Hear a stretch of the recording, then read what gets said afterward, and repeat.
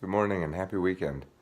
I've been thinking a lot recently about the balance between intellectual humility and confidence, or this concept of bold leadership.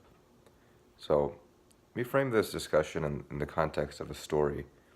This happened to me, must have been, it's over a year ago now. I was at a new studio, a new taekwondo studio, and I was training with the master there. And we were going over an updated revision to a technique based on the latest understanding of biomechanics. And so, in martial arts that are codified, there's a right way and there's a wrong way to do things. Your hand should be like this and not like this, and like just minor stuff like that. But as I said, it was a new gym and a new environment. And I didn't want to, you know, you don't want to impose. You don't want to come into a new scenario and be like, all right, here's a 110 things that you're doing wrong. Forgive my cat. He wants to get in on the video making. Um, so when we had this disagreement, I thought, well, I said to him, well, I do it this way, and here's why I think that. But, maybe you're right. I admitted that. Maybe you're right. And a few weeks later, I was back in Texas, and I was talking to my master about it, and I asked him, sir, I have a question. It's supposed to be this or this. And he looked at me. He was like, what's wrong with you? You know it's this one. And so I explained to him the situation, and he says, like, no, you're wrong. You're not supposed to do that. You're supposed to say, that's a mistake.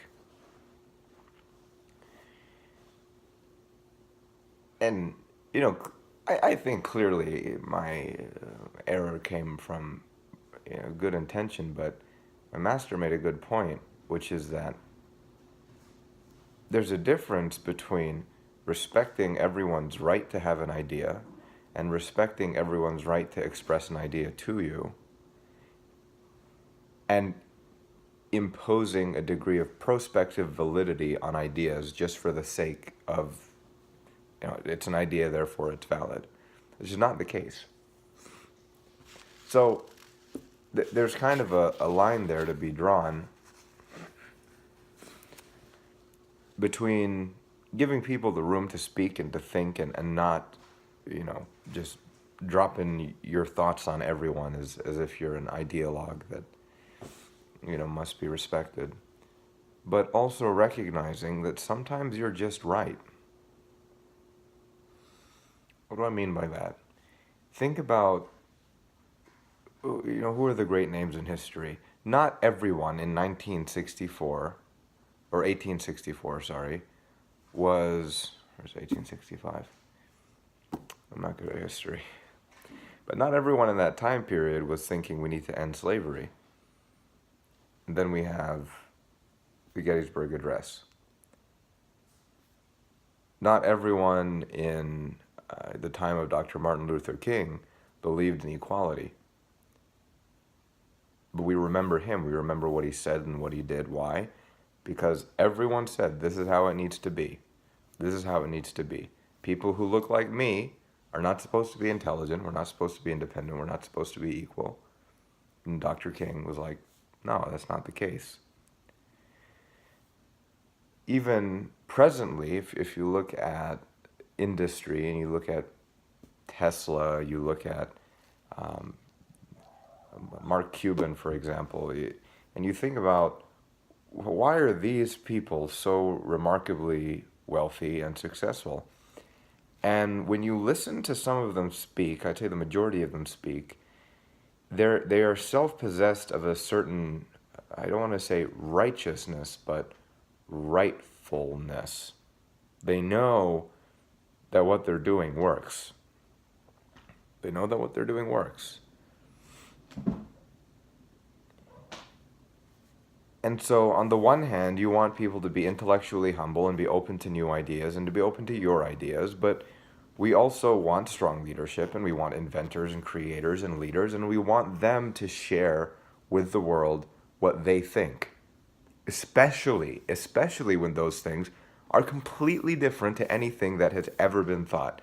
E equals MC squared was a new idea, right? Thank God someone had the confidence to express it. And I think this is a very pertinent discussion because the majority of this audience, I'm aware, are pre-health professionals. And so at this stage in your career, you are told frequently by advisors and leadership and by the programs to which you will soon apply or are applying, we want leaders, we want leaders, we want leaders, we want people to change healthcare, we want people to... Okay, let's table that notion for a second and look at what actually happens. First, you go to a public education system which is entirely standardized for the first, 18 or so years of your life. Then you go to university, which is pretty much standardized. I can say with confidence that the biochemistry you learn at, any of the East Coast schools you'll pay $60,000 a year for is the same biochemistry you learn at UT Dallas and the same biochemistry that you learn at the University of Nebraska or wherever you're going. You're learning all the same things. And now, especially with access to technology, we're all on the same social media. When the president tweets something out, everyone is exposed to that idea. When Fox News or CNN publishes a story, everyone is exposed to that idea. And not only are we exposed to the information, but we're exposed to the contextualization of that information. So you're told not only, here's what's going on, and everyone knows what the same thing is going on, but they're also told what to think. They're told, well, this reporter feels whatever, and then that's what you think. Forgive me while I reconcile my allergies. Resolve my allergies. So that happens, and then all of a sudden, we want leaders in healthcare. We want people with new ideas. Well, at no point are you validated for your new ideas. When you're examined on a test, and I found this especially pervasive in disciplines that have no business with multiple choice exams that are using multiple choice exams. When you go and you take a course in epidemiology, they're saying, what is the most important healthcare issue? And there's 4 answer choices, only one is correct. But if you've actually studied epidemiology, I promise you there's not only one answer that's correct. Do you believe in fundamental cause theory? Do you think that there's some underlying thing that's producing a bunch of issues? Or do you think the actual prevalence of STD is the problem, the actual prevalence of illiteracy is the problem? Your thoughts actually matter there. But you're taught, no, there's a best answer, just memorize and regurgitate, memorize and regurgitate. How are you selected into those programs that say they want leaders? Well, you got the U.S. News World Report. They rank all the programs. The board of directors and the deans, they want to see the programs go up. But the criteria is based upon research funding. The criteria is based upon incoming MCAT score, not outgoing metrics, incoming metrics, and incoming GPA.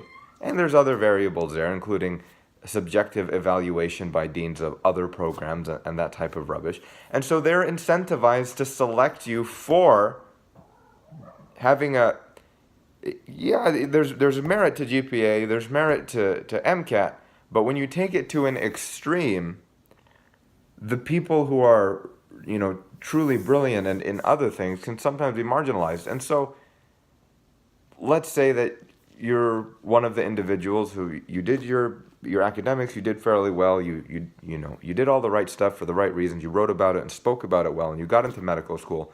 Now what's the environment like? Well, unfortunately, when you have a limited number of residencies and a bajillion applicants and everyone's applying, the residency directors, they want a way to stratify the people who are coming in. So they take number one factor, they'll tell you this at their interest groups, the number one thing that makes it easy for them to take someone in. It's not to say that you can't be other than this, but the number one thing that they're looking for at the beginning is USMLE. The USMLE was created as a licensing exam, and a licensing exam means you pass a competency threshold, you're good. This is not an exam that's supposed to say a 250 is a better doctor than 240 is a better doctor than a 230. It's supposed to say anyone who is at or above this number, whatever that number is good enough to practice whatever sort of medicine. They have a sufficient fund of knowledge. Some of them have more fund of knowledge, but some of them, maybe if we put the USMLE aside, have a lot of other things going for them. But the problem is that you will be incentivized and you will hear from the people around you, just study for this, just memorize for this, memorize, memorize, memorize, memorize. Never mind the fact that the highest scoring individuals, when you interview them, will say it's not really about memorizing, it's about critical thinking and it's about, diagnostic reasoning and that sort of thing. But no one wants to listen to that. They want to use spaced repetition and flashcards. So what you're learning even there is take your ideologically homogenized background and just re-homogenize it. Continue to be homogenized. Do all the right, again, you want to do all the right things, right? Do the publication, do the USMLE. Where on earth is there room for you to think about the type of leader you want to be?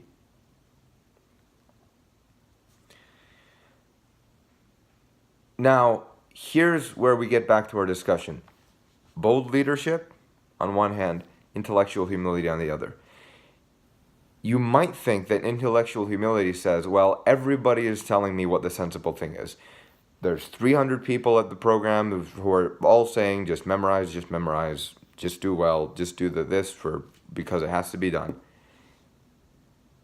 And on the bold leadership side, you're saying, I know in my heart that student who works, 1 billion hours a week and who takes care of a family and who takes care of their fitness and their wellness and their religious practices and everything, who got a 50th percentile score, a 60th percentile score, and yet they can explain to me any concept in medicine. I know they're not stupider. I know they're not going to be a poorer doctor than someone who did well. Are there some benefits to the system? Sure. But I know it's wrong. So I'm not going to put up with it. All of a sudden, are you arrogant or are you a bold leader? That's the thought.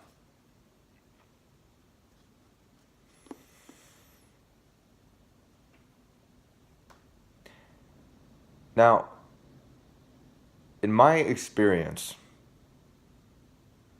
the way in which I'm choosing to live my life is that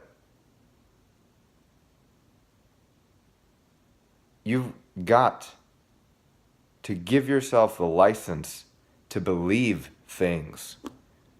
It's not arrogant for you to hold against all the other people around you a completely countercurrent belief. That's not arrogant. That's you being authentic to what you think and you being authentic to what you feel. And if you do that and you live your life authentically, I tell this to my students, I tell this to my clients, is there's two ways to succeed. To succeed, it's a very broad definition. Number one is play the game and be the best at it. There's always going to be someone who's going to climb over you. There's always going to be someone better than you. You're always going to have to keep up on the game. But if you're really good at the game, you'll get somewhere you're happy with, right? But the other way is to play a completely different game. Everyone's over here doing the check all the boxes, especially with those of us who are still in undergraduate school. There's the MCAT, GPA. They're in 5 student organizations. They have half a dozen publications, none of which matter. None of which matter.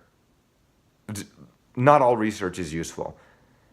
But they're checking the boxes because they know that they are the best of the mediocre.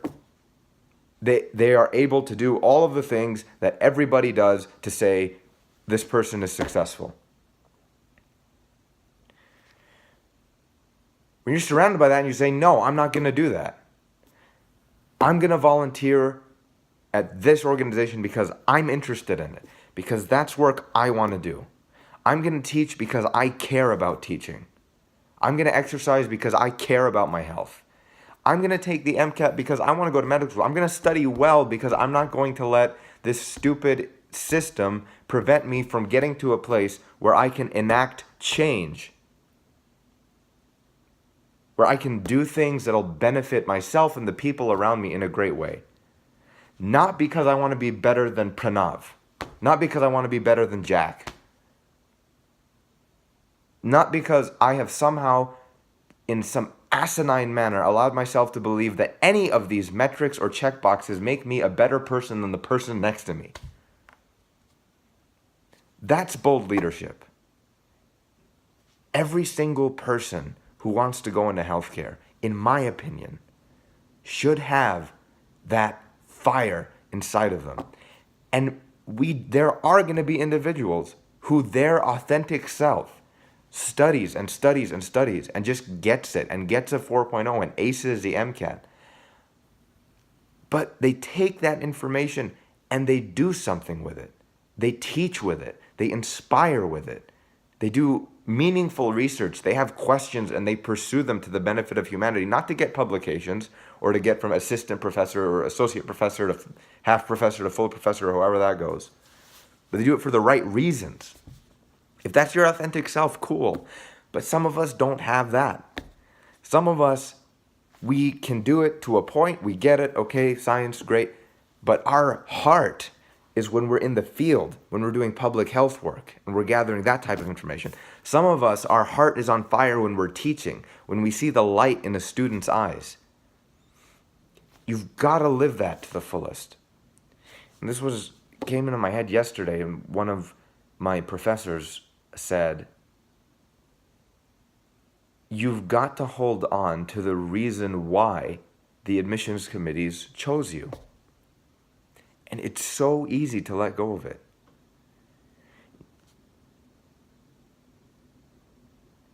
You've got to remember, and even without something like an admissions committee validating you, you are where you are in your life.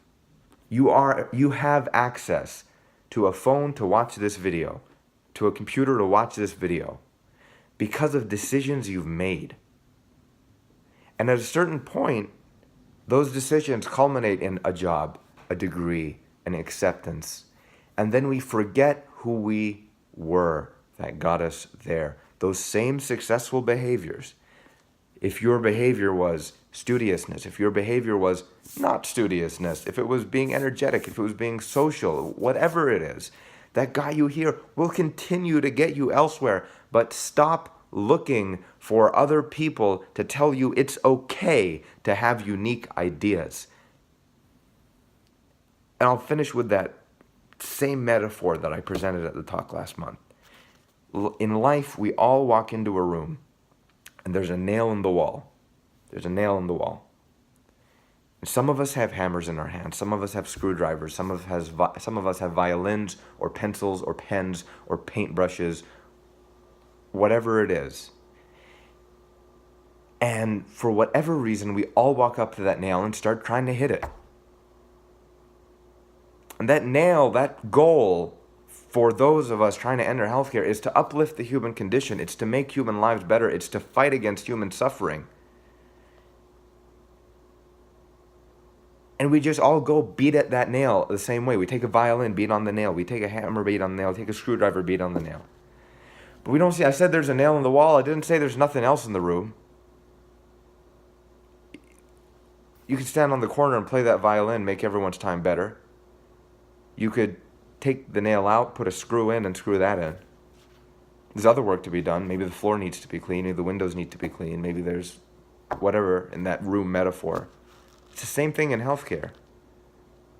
What's the easiest way for admissions committees to, pry people apart? Well, they tell you that what's the most. They look at the statistics. What's the most predictive of success? And it's propagated. It propagates itself. MCAT, GPA, and research propagates itself, but not everyone has that. Think to yourself, why is the range 498 to 515, and what was it, 2016, I'm looking at this data, for people to get in the MSTP programs, but the average was or 528 rather, but the average was like 515. Who was that guy or girl with a 498 who got into that competitive program? They were authentic. They were someone who did something different. They were someone who did something special. That's bold leadership. In the context of intellectual humility, having the humility to accept that other people have ideas different than you and listening to those ideas, but the confidence to realize that your ideas are just as good as theirs, even if no one else believes them, as long as you've thought about them and you honestly, after critical thought and critical feeling and critical analysis, have determined that those thoughts are valid, worth propagating, and worth living.